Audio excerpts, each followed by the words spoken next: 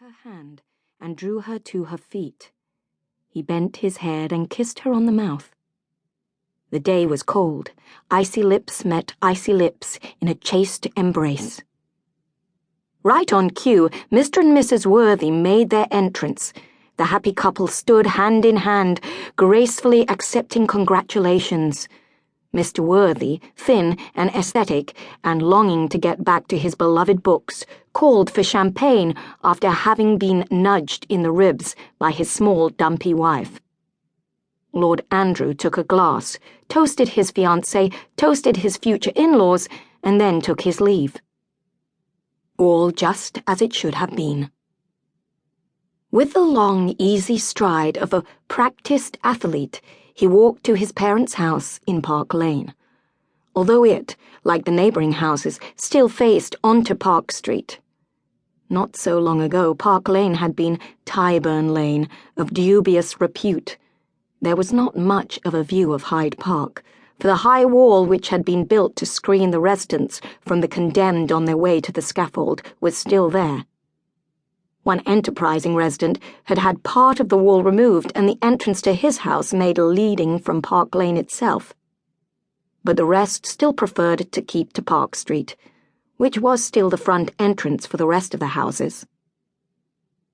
Up until that moment, when he walked into his parents' house and made his way to the library, Lord Andrew would have considered himself the most fortunate and happiest of men. Unlike most younger sons, he was very rich, having been given one of the minor ducal houses and estates as his own. By studying all the latest innovations in scientific farming, he had made it prosper. The money from his estates had been carefully invested.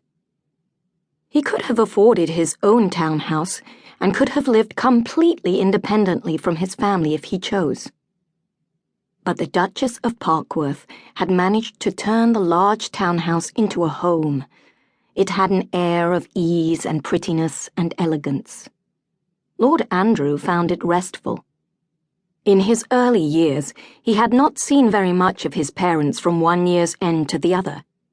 He had an excellent tutor, whose job it was to turn him into a gentleman. Lord Andrew had admired his tutor greatly, and so Lord Andrew went to Oxford University, and then on the grand tour with his tutor, and then into the army to round him off. When his tutor, Mr. Blackwell, died while he was away at the wars, Lord Andrew felt as if he had lost a father. Mr. Blackwell had orchestrated the forming of Lord Andrew's character, down to choosing his tailor. He had even seen to it that my lord had lost his virginity at a suitably early age at the hands of a lusty and bawdy housemaid. That last experience had caused Lord Andrew to acquire a certain distaste for the female sex. But on the whole, he was happy and carefree, and interested in perfecting everything he turned his hand to, always trying to live up to the high standards of his now deceased tutor. But as he sat down in the library and gazed at the flickering flames of the fire, he felt, for the first time, uncomfortable inside his own skin. Usually, when he had done just as he ought, he could see in his mind's eye Mr. Blackwell's smile of approval. But all he could think of was that chilly kiss. What else did he expect? Marriage was one thing, lust another.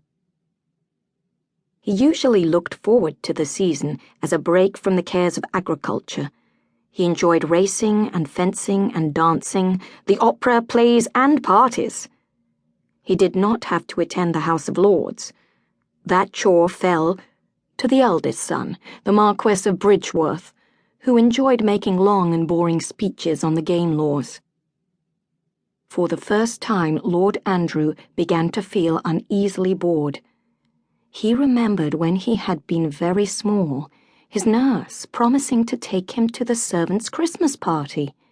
He had lain awake for nights before the great event, trembling with anticipation. But then his nurse had told him that his mother, the Duchess, had learned of her plans, and he was not to attend.